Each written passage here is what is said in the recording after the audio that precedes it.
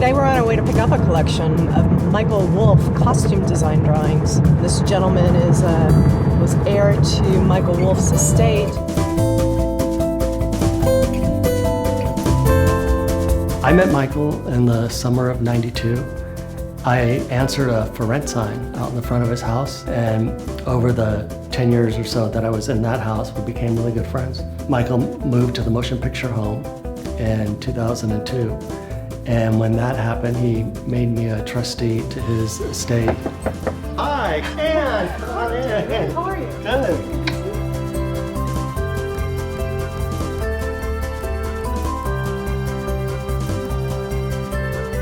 I am so lucky I didn't toss all this in the garbage. I had no idea what I had until I started unpacking.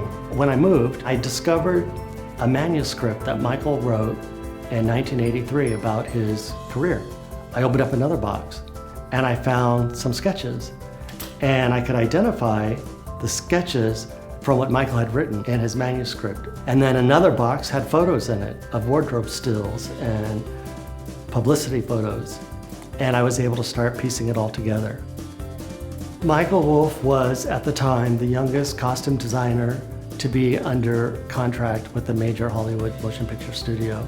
And he was also one of the first designers to get screen credit as a gown designer. A lot of his work was for, at the time, a lot of the big stars like Ava Gardner, Marilyn Monroe, Gene Simmons, Jane Russell. And look at this, Marilyn wearing her Levi's. The jeans that Michael in the wardrobe department just didn't look right.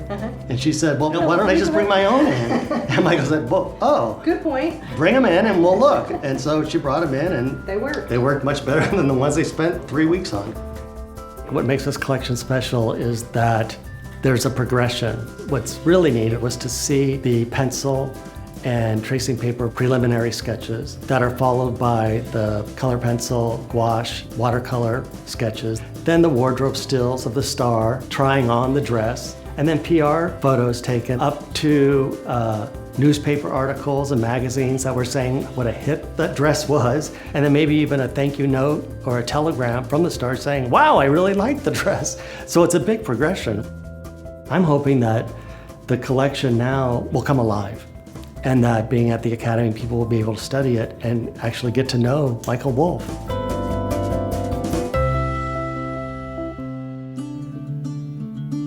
So we're going to bring everything into the library and divvy things up by collection. We'll take the drawings, put them in acid-free folders and boxes, and then we'll start cataloging. Taking a look at things if they need conservation.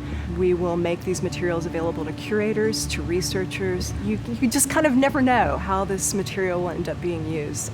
Maybe an aspiring filmmaker will come in and they'll find something that will inspire them and that will help them create something wonderful for you to see on the screen. So I like to think of the library as providing a lot of sparks for inspiration.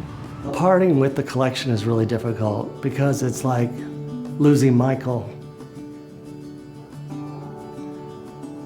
for the second time, you know.